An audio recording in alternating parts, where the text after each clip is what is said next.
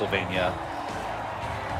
An enormous outpouring of support no matter where you are on the political spectrum. Moments of unity at the very beginning of the speech, particularly when he talked about the firefighter who lost his life, the millions that have been raised for those families affected, the two who are also injured, up there with the entire family now.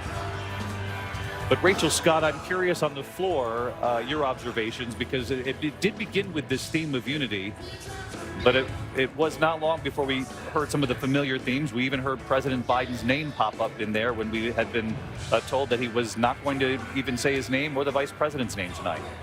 Exactly, David. And as the former president is wrapping up this speech, cue the balloon drop here, what started as a highly choreographed speech with images of the former president surviving that attempted assassination on his life quickly turned into an off-script speech that was very familiar to what former President Donald Trump is like on the campaign trail, with a long list of false claims. False claims about the 2020 election, misleading and false claims about immigrants stealing jobs, resorting to name-calling, calling the former Speaker of the House, Nancy Pelosi, crazy, using anti-Asian phrases to describe the COVID-19 pandemic, railing against the Justice Department. At one point, he went on a riff about Hannibal Lecter. And yes, despite the former president insisting he would not say the name Joe Biden tonight, he just simply couldn't resist, David.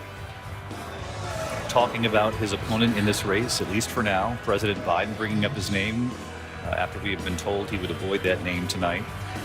I just take note of the time here, too. A gorgeous sight with the balloons fall, no matter what convention you're covering. It is now past midnight in the East.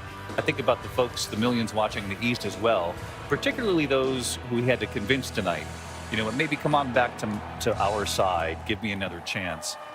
Before we go a little further with this, though, we do have a little bit of fact-checking. I mean, we could fact-check a number of things that were said tonight, but in particular when it comes to immigration, Linsey?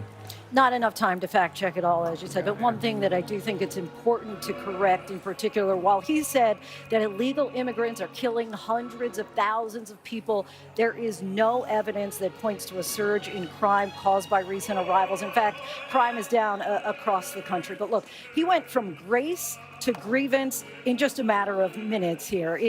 Many people wondered which Donald Trump was going to show up. I think by and large, he seemed unchanged. His tone may have